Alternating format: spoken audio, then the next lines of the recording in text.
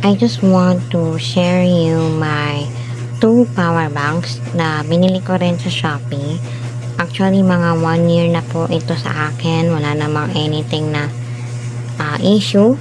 Walang ganon. Dahil magaganda yung ratings nito. So, ang mas matagal na malobat, yung item ito. The black one. Diba, Blackpink? Oh, taray. So, medyo madumi na yung pink. Hindi ko pa siya nanininis. Kasi mabilis siya malobat. Kaya, I'm charging that one. Ito, mamaya na lang. Pero yung size niya, ito siya. Square talaga. And yung macaron, uso kasi yun until now. Kaya bumili ako para meron din ako mga extra power banks. Kasi nakikihiram lang ako dati. Eh, nakita ko siya sa Shopee. Sabi ko, uy, may nag-sale, oh. Try ko nga. Ayun, okay naman siya. Kailangan mo lang i-charge ng 1 to 2 hours. Ganon. And, ganito yung battery niya. Ito yung saksakan. Tapos, dito mo ilalagay yung Android na charger. Sunod yung umiilaw. Ito yun. Sorry, against the lights pala. Itong black, ganun din naman yung black. Itong black na to, ganun din. Same lang din sa pink. Pink! Meron din sa keychain. Ganun din sa pink. At yung size niya, yun yung nagustuhan ko kasi maliit siya, pero matagal siya malawat. Itong black na to. Kaya mas madalas ko siya nagagamit kaysa doon sa pink. Teka lang. So, ito yung itsura niya.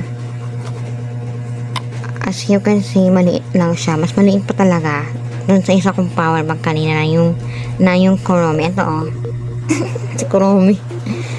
At pag binuksan mo tong on and off, ginamit ko siya sa church kanina. Kaya naging 3 na lang siya. Hindi siya masyadong kita dito. Sakto lang.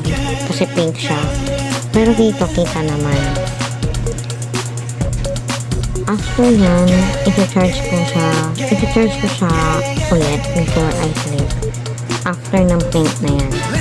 Ayun lang, sanit-sanitan ko lang naman sila ginagamit. Pero ang pinakamadalas ko na gamitin ay yung item. Ay, bakit may pimple ba? Tsaka, teka lang nga. Tanghalin na ako. Nasabi ko yung pimple match. Kaloka. Yun. Ang tip niya ng keychain niya. Meron din siya sabitan. Kung gusto niya lang naman na ganitohin, ikot-ikutin. Ay! Basta wag niyo nang hayaan na bumagsak. Kasi yung black nito is nabagsak ko na. Pangkanitan pa ako, diba? Pero at least, matibay pa rin. Mas matibay pa sa relasyon niya. Wow! Hugot yan. Itong pink, hindi pa siya nababagsak. May ani lang yung bumagsak. Uy! Itong item, matibay din siya. Ito siya. And ito, matibay rin siya.